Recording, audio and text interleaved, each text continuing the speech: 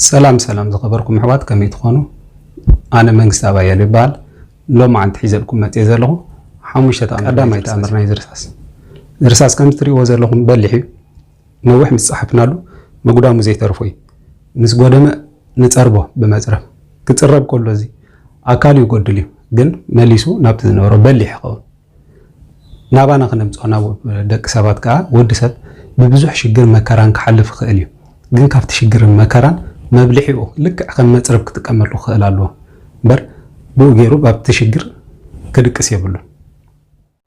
كالاي زرساس زي قال حساب مص إلا يصحف قر مصنحكو كن انت حسابتي صبق كم زي كونه ወይ ካኒ ዴጋ ከም ዝኾነ እንድሕር ተረዲእኒ ኣብዚ መደምሰስ ኣለዎ ደምሲሰ እንደገና ካለ حساب ክጽሕፍ ዕድል ህበኒ ህይወት ከዓ ከምኡ ህይወት ወድሰብ ሓንቲ ኮነትን ታዕድል ሎማ አንተ እንድሕር ተጋጊኻ ንጽባሕ ታጌጋ ኣሪምካ ንክትቅጽል ህይወት ዕድል ትበቃ ስለዚ ዕድልና ተጠቂምና እንደገና ኣማሕሽና ክንከይድ ክንፈት ሳልሳይ ናይ ዝርሳስ እዚ ሚስጥር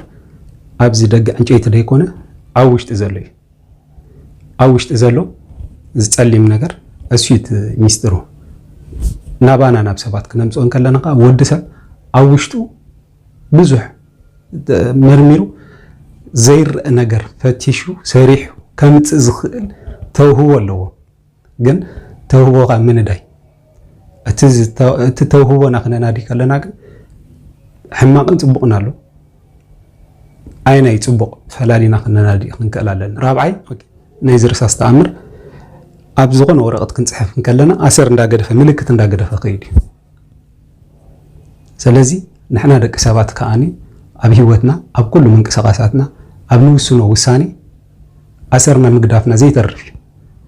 ስለዚ ኣብቲ ዝወሰንናዮ ውሳኔ ጌጋ እንድሕር ኮይኑ ሎሚና ዓና እንተ ዘይ ኮይኑ ጽባሕ እንደቅና ወይ እንደቅደቅና ዝተርፍ ሕማቅ ኣሰር ከይንገድፍ ክንጥንቀቅ ክንከላልና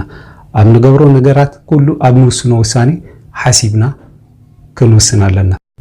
ሓምሻይ ተኣምር ናይ ዝርሳስ እዚ ብኢድ ከይተተሓዘ ጽሕፍ ኣይክእልን እዩ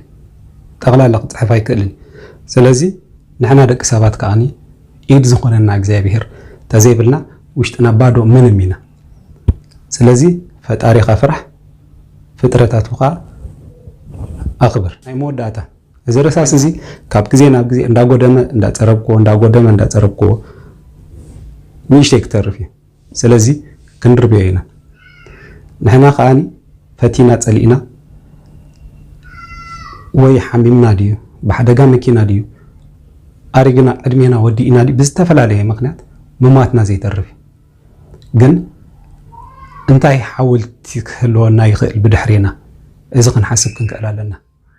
ዝወዳሓንኩም